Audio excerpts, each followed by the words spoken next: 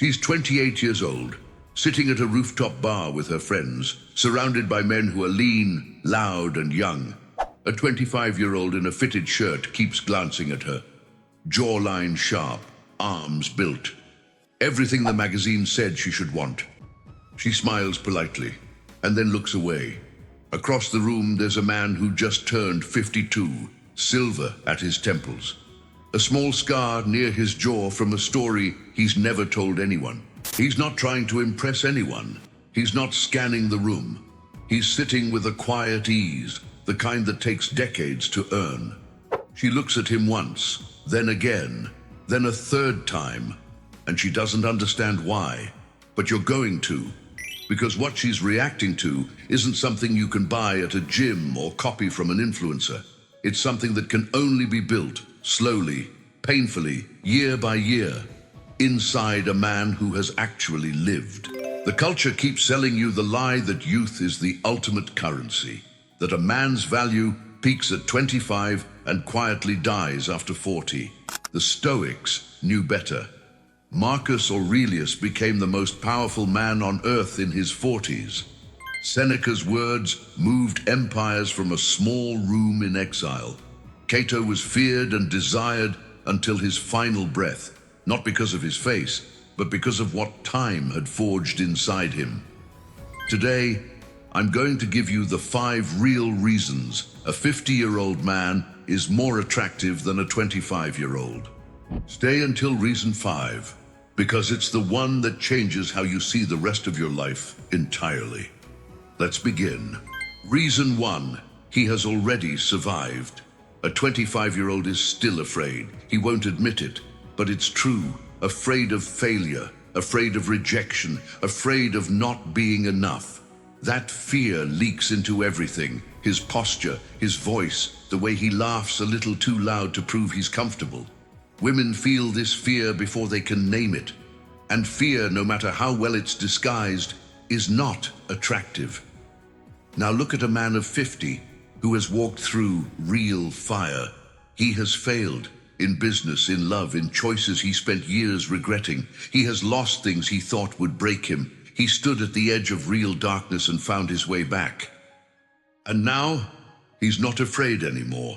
Not because nothing can hurt him, but because he already knows he can survive being hurt. When a woman stands near a man who carries no fear, her nervous system notices immediately.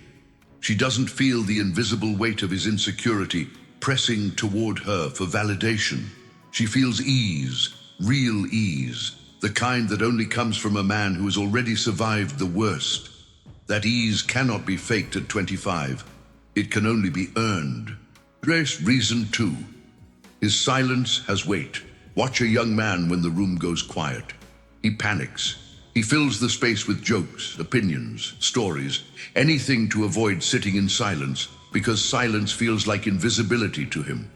Now watch a man of 50 who has nothing left to prove. Someone challenges him. Someone tests him. He does nothing.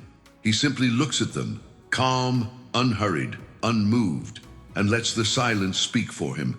The Stoics called this apatheia, not coldness, but the deep, unshakable stillness of a man whose center cannot be rattled by the outside world. Women stop performing around this man, because he isn't performing either. His silence is not emptiness, it's a fullness you can feel from across a table. His laugh is rare and therefore precious. His eye contact doesn't hunt, doesn't beg. It simply rests on her and then moves on, because he decides where his attention goes. This is the composed silence of a man who is already at home inside himself. No 25-year-old can manufacture this. It only comes from years of learning that your value was never dependent on the room's reaction to you. Reason 3. He stopped needing to prove himself. The young man needs you to know what he earns, what he drives, where he's been. It's not arrogance. It's anxiety wearing the costume of confidence. He's building a case, hoping that if he stacks enough impressive facts, you'll decide he's worth something. Women see through this every single time. The man of 50 who has built his life with his bare hands doesn't need to present evidence. He simply is. Seneca wrote, "The man who is truly powerful has no need to prove it. His power is woven into him, independent of witness. When a woman meets this man, she stops testing him. She can feel there are no cracks to find. And when the testing stops, the wondering begins. Wondering is the beginning of everything." Reason 4. His life is already full.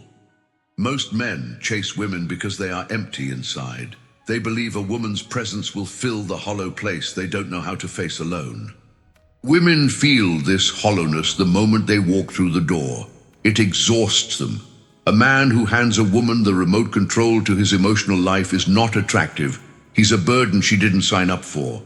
The man of 50 has his work, his rituals, his solitude.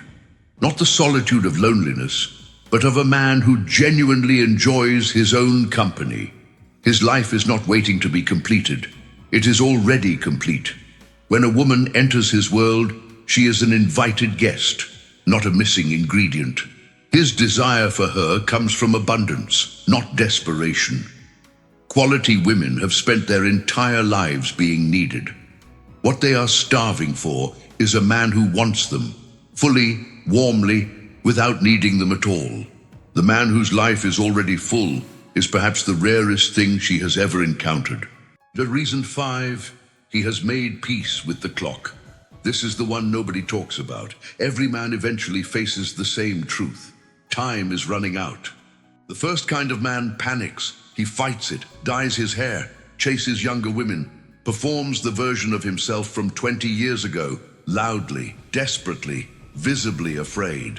You've seen this man. Women see through him instantly. The fear pours out of every effort.